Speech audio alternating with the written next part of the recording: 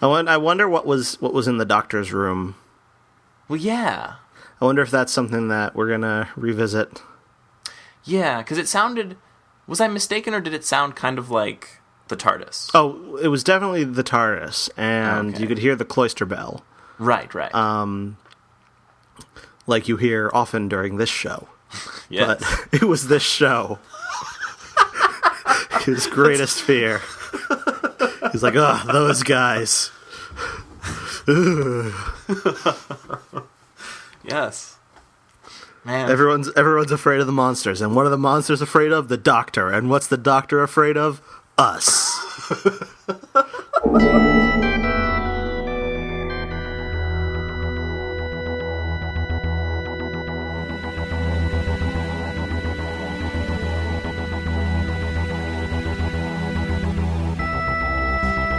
I'm Tom Dickinson. And I'm Louis Midas. And this is The Cloister Room, a podcast about Doctor Who and other things.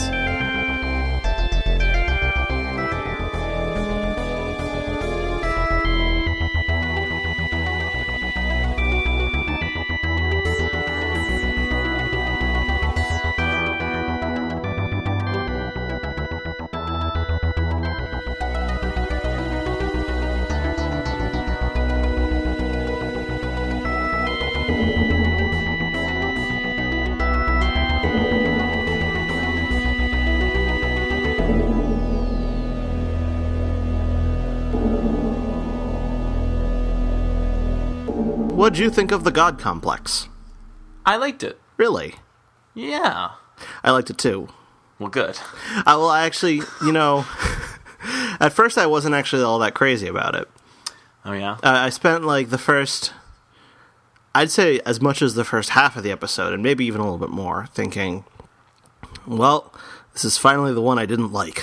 Because I liked Let's Kill Hitler. I liked Night Terrors, and I liked The Girl Who Waited. Mm-hmm. So, and then I just wasn't crazy about the God Complex in the first half, and then as we sort of got into it a little bit more, all these little pieces sort of started to add up, and it became a little bit more, the plot became a little bit more interesting than I think it was at first. I see. Yeah.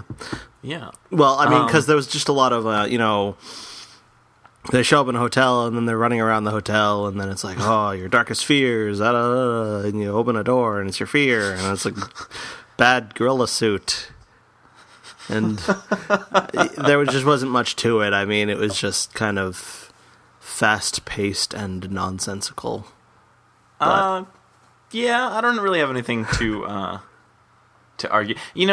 What surprised me about this episode was I think that maybe I haven't been just looking very hard at the next time trailers, but this trailer, in addition with most of the other trailers, I guess, for the season or for this half of the season, this trailer didn't look like it was going to be anything significant in terms of the overall story arc.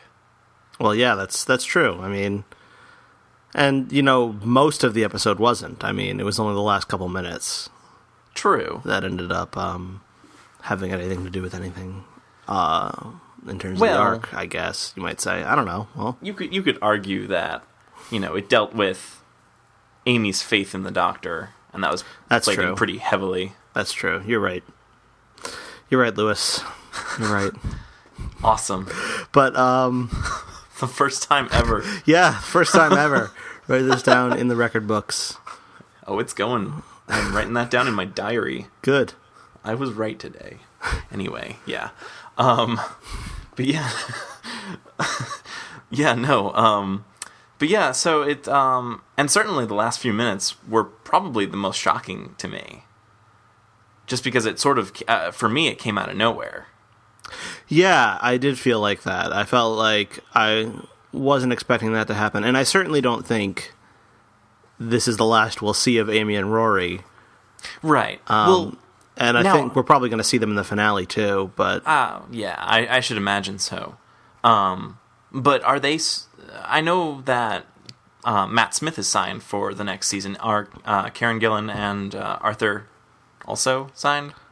I think so. I'm not 100% sure, but I'm almost certain that they're at least in the Christmas special. Oh, okay. So, I think what this is that for reasons revolving around scheduling, Yeah, they had to do an episode that was heavy on Matt Smith and light on Karen and Arthur, and that's going to be next week's episode. Whereas The Girl Who Waited was the other way around. Oh yeah, And I do remember that. They've done that in the past. they have. That's kind of where the necessity for Dr. Light episodes has come from, and I think an especially good example of that would be in Series 4 when they did Midnight and Turn Left. Yeah. Where Midnight featured the Doctor and Donna only made a cameo appearance, and Turn Left was the other way around. So, right. And then there was, have they done that? It seems like there's been something similar to that every series. Maybe not the first one. I can't really recall. well, they didn't do it in Series 1. Okay. I do, like, Love and Monsters is what I imagine that would be in Season 2. Yeah, Love and Monsters and Blink. I don't think in those cases there were corresponding episodes that were companion light. There was the Doctor Light, but they didn't have a companion light episode there. Right. And I know that has to do with the scheduling issues that are created by I think it has something to do with the Christmas special. There being the Christmas special bumping the season order up to 14 instead of 13. Oh, interesting. Which is one of the reasons it wasn't an issue in Series 1. That understanding might be entirely warped, but that's what I've always gathered. And there was no Christmas special with Series 5. Or at least, well, I mean, there was The End of Time, which was the Christmas and New Year's that preceded Series 5, but that used a completely different production team and a completely different cast. So, right. Whereas, I mean, now in Series 6, they had A Christmas Carol as a Christmas special that was filmed as part of that 14-episode order. So, I guess that causes some kind of schedule thing that necessitates this, which is why we're getting an episode that will probably not feature Amy and Rory at all next week, whereas I imagine they'll be back for the finale. If not as, I don't know, it may just be that we see the past versions of them from The Impossible Astronaut. But I imagine those actors will still be involved in some way. Yeah. Yeah, and, certainly, it seems like, well, once again, we got a lot of foreshadowing for the Doctor's death in this episode. Mm-hmm. Once again, at the very end. So it seems, I mean, I want to believe that they're really going to build up and resolve this, or at least bring a lot of stuff to light in the finale. Because it seems, I want to feel like there's going to be payoff for this. Well, I imagine there's going to be some kind of payoff. I mean, I can't see how they would, just drop that and pretend it never happened. That's certainly not going to happen. Mm-hmm. But yeah, we're sort of moving toward that, and I wonder how or if next week is going to sort of tie into that. Right. Because it sort of seems, well, once again, it seems like it's got nothing to do with the overall arc, but I guess I could be very wrong about that, as I have been every other time I've looked at the Next Time trailer. Well, there is the thing about Craig and... Oh, right. There was a larger TARDIS, although whether that's going to have anything to do with this whole Cyberman thing, I guess that that remains to be seen. But true. How about this episode? Right. Yeah, the one that we just watched. Yeah, no. I mean, overall, I liked it. I thought it was. I don't know. I liked the. I forget if they ever actually mentioned what race he was. That alien species who was like who craves oppression. Right, exactly. Yes. I thought that was entertaining. That was cool. That was sort of kind of reminded me of a Douglas Adams idea, I guess. You haven't read those books though, have you? I have not. So, well, just trust me on that then. I will. It's somewhat Douglas Adams like. Okay. I felt at first like the characters that they encountered when they came to the hotel were just like random characters that didn't matter or didn't have anything interesting about them, and they were just there to be picked off one at a time. But then sort of you get halfway through and the Doctor realizes that, oh, they do have this thread that connects them and makes them like one another, and that sort of, I don't know, I enjoyed that because I haven't gone back and watched the episode a second time, but I feel like those earlier scenes might play better in retrospect once I understand what's going on. Yeah, I would agree with that, mostly because I did watch it a second time, and that I did think played out a bit better now that I have, from the standpoint of knowing what was going on. I think it's a kind of episode that does reward multiple viewings like that.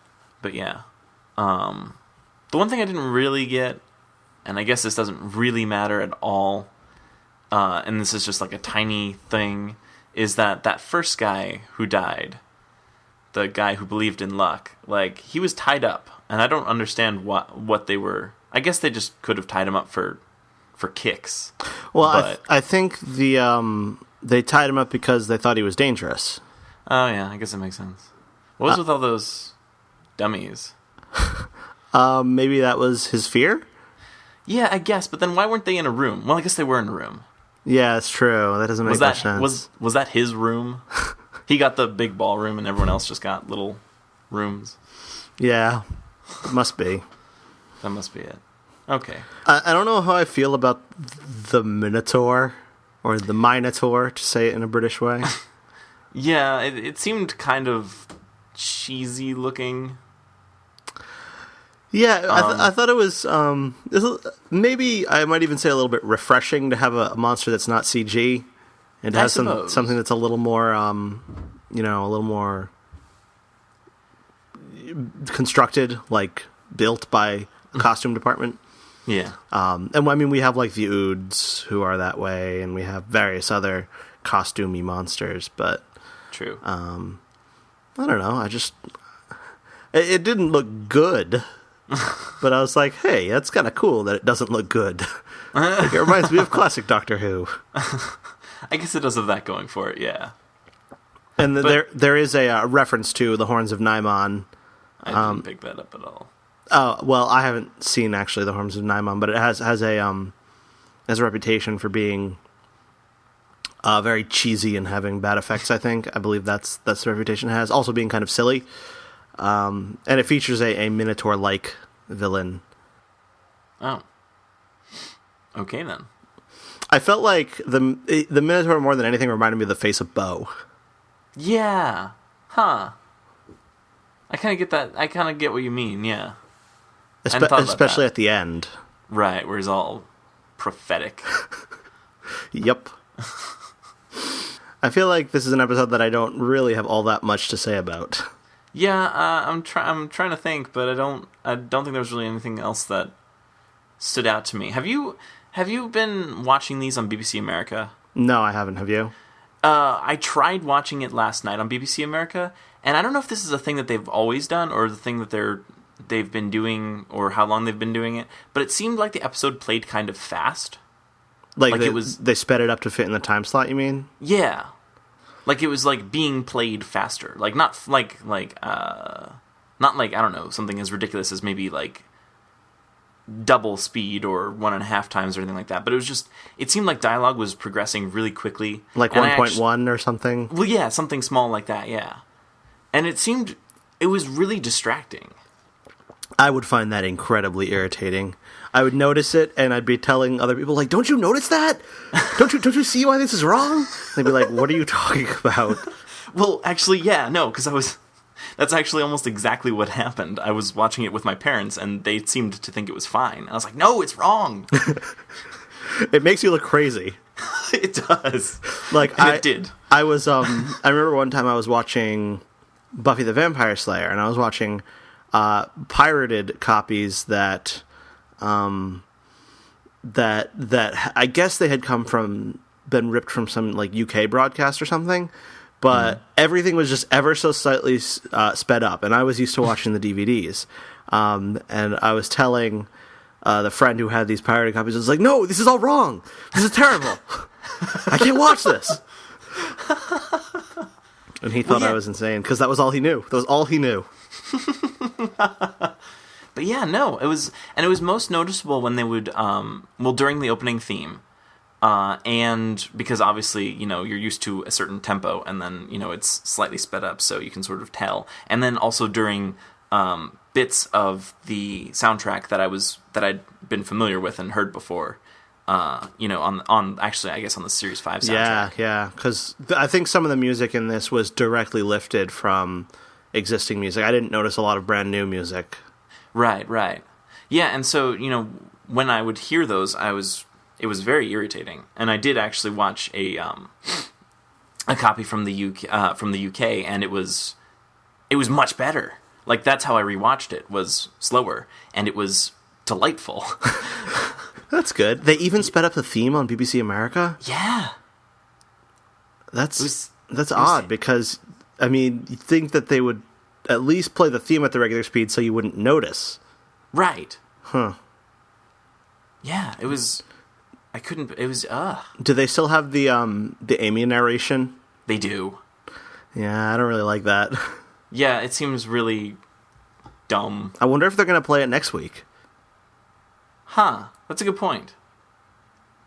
Yeah. When Amy's not in it. And you know what? They could probably... If they cut out the Amy narration... Maybe they could play it slower. Maybe they could play the rest of the episode slower. Yeah. They'd gain like 30 seconds. Yeah. Yeah. But I don't know what... I understand, like, the need to fit in X number of commercials, but couldn't they have found some other way to do it? Well, on most broadcast networks, it's not that unusual for a popular show to run a couple of minutes over. I mean, that happens. Right. Happens, I wouldn't say all the time, but it happens from time to time. I know during its final season, Lost would often run maybe 3 minutes over, as much as that. Maybe BBC America has like very strict guidelines as to what it can and can't do, but you'd kind of hope that with Doctor Who being their most popular show ever, right. They'd treat it a little bit better. And I mean, I guess it's kind of like, spoiled because we're getting the day and date airing, and they're not cutting the episodes like they used to, and like I think Sci-Fi used to. So, but they're altering them. They're messing with it. Yeah. I mean, I don't know. I mean, I'd almost prefer that they would, like, cut scenes out, just because at least the rest of the episode would be enjoyable. Even if it was, very confusing. I don't know. What would you have them cut, though? Well, that's the thing, is now that I'm thinking about it, I don't really know. I mean, I guess in the earlier portion of the episode, there was a lot of running, which I guess they could cut out, but I don't know how much time that would actually give them. So, yeah. I mean, like, all of the dialogue seemed kind of important. I don't really know what I'd cut, actually. Well, I was a little bit let down by the Weeping Angels. Yeah, they didn't really do much. I was hoping to see more of them. Yeah, it turned out to just be kind of another one of the fears. Yeah, it would have been nice even if they were one of the fears, but they were still somehow a threat and could chase them around the hotel for a bit. Yeah, that'd be kind of cool, but it would. But no. Yeah, they weren't even like real weeping angels, though. Well, right, but the writers of the episode could have just as easily changed the rules to say that okay, these things are they're not real, but they're still actual threats. Well, that's true. Yeah, it could have been that within the scope of the, I guess it was a simulation or whatever. that they could have done harm even if they were virtual. Right. Kind of like if you die in the Matrix, you die in real life, that kind of thing. Precisely. Speaking of which, when the hotel dissolved, and I actually liked the hotel dissolving, like everything collapsing. I thought that was kind of like a cool bit of symbolism as Amy loses her faith in the Doctor and the world collapses and crumbles around her. I like that. Indeed. But yeah. But yeah, they show up in it reminded me of The Grid. Yeah. I don't know, from Tron. Maybe that's just me. No, I see that now. It did. It had a very grid-like feel, especially with the like most of it being black, and then with the little sort of LED colors and what have you. Yeah, no, that was very grid-like. Mm-hmm. Awesome. Hey, you want to know what I just realized? What'd you just realize? Remember way back in the day when we talked about the fact that Doctor Who had been on Good Morning America? Sorta? Okay, so one of the Good Morning America personages went over to the UK. They were doing this stupid thing about, let's see what television is like all around the world. And so they're sending people to different countries, and they she's going to be on Doctor Who, and she's going to be like a newsreader or something. But that segment that they aired on Good Morning America, and I mean, the reason I watched it is because my mother called me and told me that it was going to be on, so I just sort of tuned in. And what they had there, I said at the time, was a huge spoiler. Oh, right. The thing, that still hasn't happened yet. Ooh. Yeah, so I've still got knowledge that that you don't have. No, but what I mean is, I was kind of hoping that this was very early in the run of series 6, rather, I think. Might have even been before, I don't remember. But so I was hoping that it was going to be something that we'd, get out of the way early on, and so I could go through the rest of the series feeling unspoiled. But right.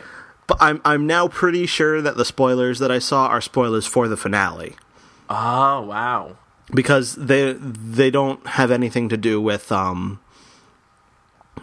next week, as far as I can tell. They might, I mean, but there are spoilers concerning rather prominent returning things, and I mean things plural, several different things that are returning. That I would rather not know about, but I do. Is it Jenny?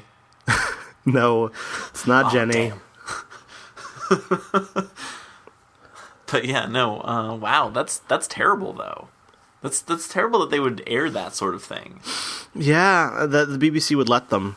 Apparently, there's also a something that's available through iTunes. I think if you bought a season pass for Series 6 on iTunes, then some of the bonus content features spoilers about the 13th episode, and it's probably the same stuff or similar stuff. But yeah, I was and still am peeved, and rightly so. Mm-hmm. Yeah, no. Because if that that's yeah. I mean, well, I don't know. Maybe yeah. No. Wow. I'm beyond words. Clearly. Yeah, it's lucky for you that you didn't have to be subjected to that. Yeah. Wow. The horror. But yeah, no. That's terrible though. I mean, and it's coming from a place you would not expect spoilers from. Right, and I think on the whole, there's been a lot less. I don't know what you call it. A lot less of an attempt to keep spoilers under wrap for this series than ever before. Because preview copies of, I think, maybe not all the episodes, but many of the episodes have gone to bloggers and journalists and stuff. So they've all seen it in advance. And then you had, at the beginning of the series with the Impossible Astronaut, when Doctor Who magazine on the cover it said one of these 4 characters is going to die in The Impossible Astronaut, and it had Rory, Amy, River, and the Doctor. Mm-hmm. And so there are some people who say that kind of thing is okay, but for me, that completely drained any of the shock out of the Doctor's death in The Impossible Astronaut. Instead of being like, oh my god, what's going on? It's like, oh, so it was the Doctor. I thought it was probably going to be the Doctor. Like, that was my reaction.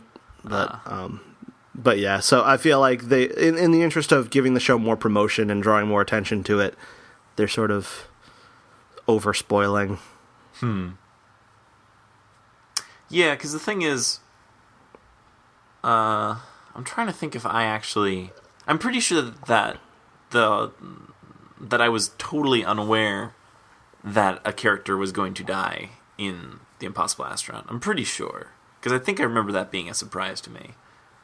But yeah, I think that if they had sort of, I think this season would be a lot more surprising, I guess, if they didn't do as much of this sort of hinting at stuff that's coming.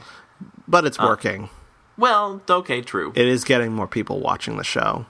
True. I think. Sure. I don't know. I'm taking your word for it.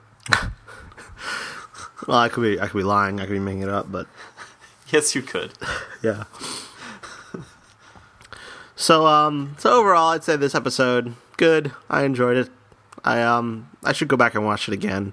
And I think maybe I haven't really done a big I haven't rewatched a lot of Series 6, so maybe I should go back and rewatch everything, and I'll get to that eventually. Yeah. I think it would be interesting to watch this entire series, like whole series, start to finish, in one go, just because there was such a huge lapse between the first half and the second half. Yeah, and it's also a very serialized story. Although, have you heard what Stephen Moffat has said about next series? No, I haven't. Well, what he said is that Series 6 of Doctor Who has been the most serialized series of Doctor Who ever, which is probably true. And then he said next year he's throwing the lever the other way. Really?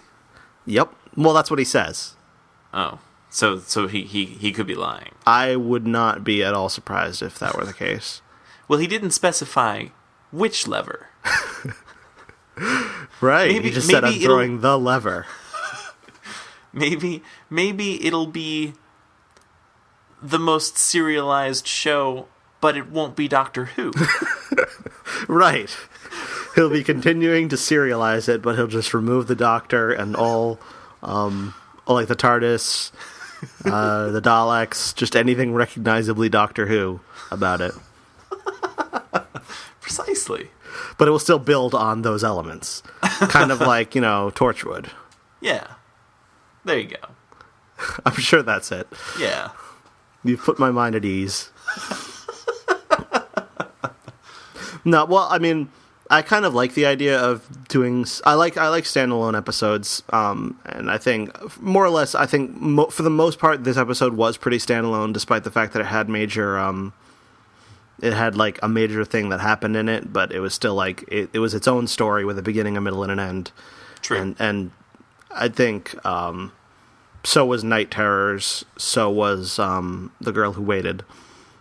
Right. And I think stories like that are like those are my favorite things in Doctor Who. But I also don't think it makes much sense to sort of suddenly have like this giant epic story that spanned 2 seasons and then just sort of drop it and go back to, I don't know, to the least serialized season ever. Right. Yeah. I mean, it seems like there's always been a kind of well, I guess since the show has been revived, there's been a kind of loose story arc that's continued continued from start to finish in each season or series. So I wonder if he's not talking about getting rid of that as well.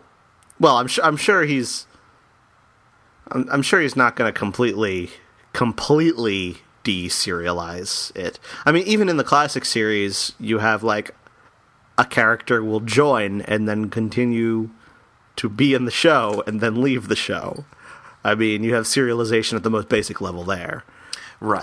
And you often have sort of the dynamics between the characters will change. And in the classic series, that was occasionally in more subtle ways, but it was still, notable from time to time. Especially, I think a good example of that we've talked about on this podcast before is Perry.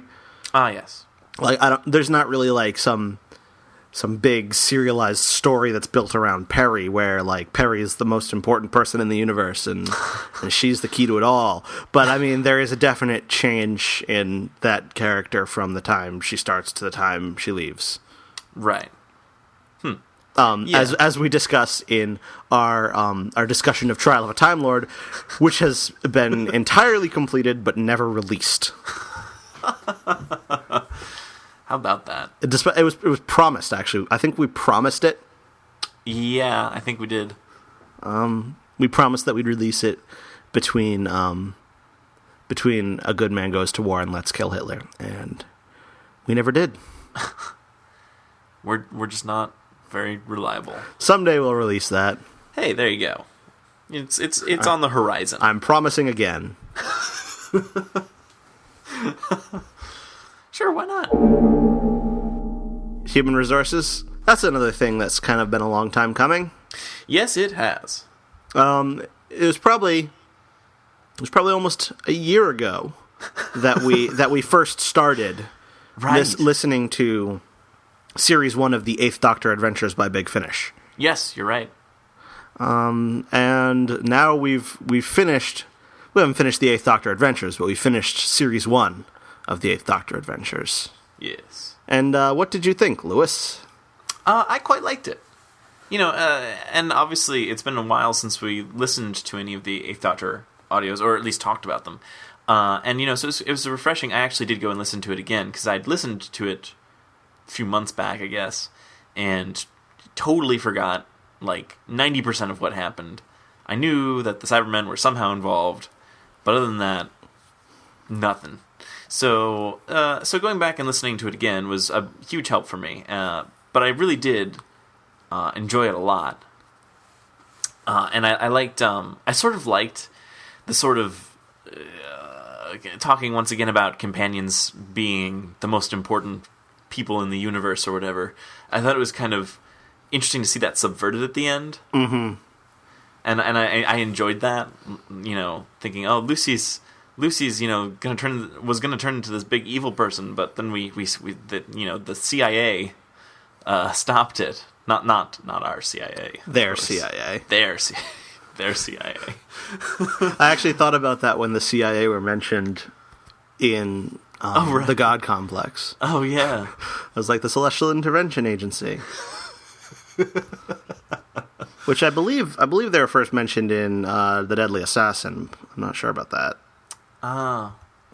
So they are canon from Doctor Who televised. They're not just made up for this. How about that? Yeah. But yeah, no. I liked that. I liked finding out that it was kind of one of those things the Doctor's been protecting this person all along that wasn't actually important, but it's been fun, so let's just keep doing it. Yeah. That was kind of the end of. That's how the conclusion sort of felt to me. It was yeah, well, it's been fun. Let's just go have more adventures then. Mm-hmm. I thought that was amusing. And one of the things that I think these Eighth Doctor adventures, they were probably the first Big Finish adventures that I listened to, and actually I think this was before Series 3 of Doctor Who, and before I had spent really all that much time with the classic series at all for me. So I kind of enjoyed the presence of the Time Lords. Oh yeah, which I think I think it was a good idea to do what they did in the new series and sort of put the Time Lords away. But also, I'm glad that there is this other opportunity to sort of tell stories where the Doctor is still dealing with the Time Lords and still has to be grumpy about them being jerks rather than mopey and sad about them being dead. Yeah. But yeah, no. Yeah, I did like the Time Lords in this episode. I also liked sort of how they sort of kind of helped the Doctor find Lucy again, and that all happened very early in the episode. And then the Doctor kind of stuck around looking to solve a mystery that he kind of stumbled into. And he screws it up, too. Oh, yes, he does. Because that's another thing I liked about it. Yeah, I enjoyed that a lot. That's actually something that's pretty big in the current season, too. The Doctor screwing things up. Yeah. So yeah, I think it's fun to see the Doctor do things wrong. Although, obviously, I want to see him succeed. Right. Which he does. So, of course. He recovers. Yes. I liked the whole idea of the what is it called? The crystallizer? The quantum crystallizer? Yes. That's kind of a fun plot device. Yeah. Yeah, it is. It causes things to just randomly turn out in your favor, no matter what. Right. Mm-hmm. Yeah, that's a nifty little thing to have. Yeah. I also I just kind of enjoy the portrayal of office culture. Yes. In this, you work in an office, do you not? I do. So this resonates with you, I imagine. It does. I liked all the times that one guy, I think his name was Jerry, said touch base. Yes. I also like the really horrible bad attempts at humor that everyone is always making. That reminds me of my job. Yes. Yeah, no, I did like that feel. I liked that kind of that sort of portrayal. I thought that was amusing and surprisingly accurate. Yeah, it's kind of the opposite of Doctor Who almost. Right. Like it's a very, grounded and I don't know, mundane kind of thing as opposed to like adventures in time and space and whatnot. Yes. Well, yeah, the Doctor ends up in a planning meeting. Yeah. I thought that was fun. That was actually one of my favorite parts of the episode, the part where like the Doctor is just easily able to incorporate himself into what's going on. Yeah. But yes, and Paul McGann is fun doing that. I like him. Yes. Yeah, I really do like the Eighth Doctor. That's good. Yeah. I mean, well, yeah, No, but I'm disappointed that we didn't get to see him in more TV adventure thingies. Yeah, it could have been horrible. Well, true. And based on what little we saw, the movie, I don't know that an ongoing series based on that would have been really all that great. Well, that's true. Yeah, if they tried to keep that Doctor, that would have been confusing. But I would like to see him return. Yeah, personally, that'd be cool. That'd be cool if they could do that. I don't know if they ever will, but probably not. I think he said at one point that he would only return if he didn't have to wear the wig. But other than that, he'd be happy to return. Yeah, because well, what's his real hair look like? I don't know if I've ever seen it. Oh, he just has like short hair. Oh, okay. Yeah, just short hair. Well, all right then. I think they sort of. I don't know if this is Big Finish or someone else, but they developed a new look for the Eighth Doctor. Oh, really? That involves shorter hair and a slightly different costume. Huh. And that is supposed to be for the Eighth Doctor towards the end of his life. Although I don't really know why they went ahead and made that costume. Maybe just for fun. They were just hopeful. Yeah. No, and when I said that they did this, they did it within the past couple years. I think it was 6 months ago, maybe. Huh. Interesting. And so he did a photo shoot or something. Huh. Yeah, it didn't make that much of an impression on me, clearly, because I don't remember the details. Maybe they're just hoping someone at the BBC would be like, "Hey, this is This guy used to be the Doctor. This looks cool. Let's bring him back. Well, the 50th anniversary is coming up. Yeah. And, I'm sure David Tennant's going to want to come back for that. Yeah, probably. And Christopher Eccleston is not. Right. Yeah, actually, how many... We still have... There's no good way to phrase this. We still have most of the Doctors alive, right? Yes, most of them. I mean, the only ones who are deceased are William Hartnell, Patrick Troughton, and Peter Davison. Not Peter Davison, no. No, not Peter Davison. John Pertwee. Peter Davison is very much alive and well. And he's still acting. He's doing theater. Theater? Yeah. Oh, that's right. I do seem to recall that. But yeah, no, it'd be cool to bring as many as we could get of them back, I guess. Well, I'm sorry I killed you, Peter Davison. Okay, yeah. I mean... Yeah, no. Well, actually, it could potentially be a disaster, but it sounds, in my mind, like fun. Yeah, sure. I'd like to see it. I would. Even though a lot of them have aged, obviously, a lot. I think all of them have aged at least a little bit. Well, true. But, even Paul McGann, who was the Doctor, he was the Doctor a long time ago now, 15 years. Oh, wow, yeah. No, is it...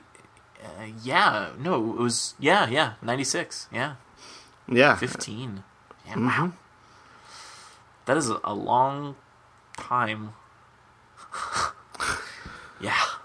Yes, but they're all still. I'm sure all of them would probably be willing to put in an appearance.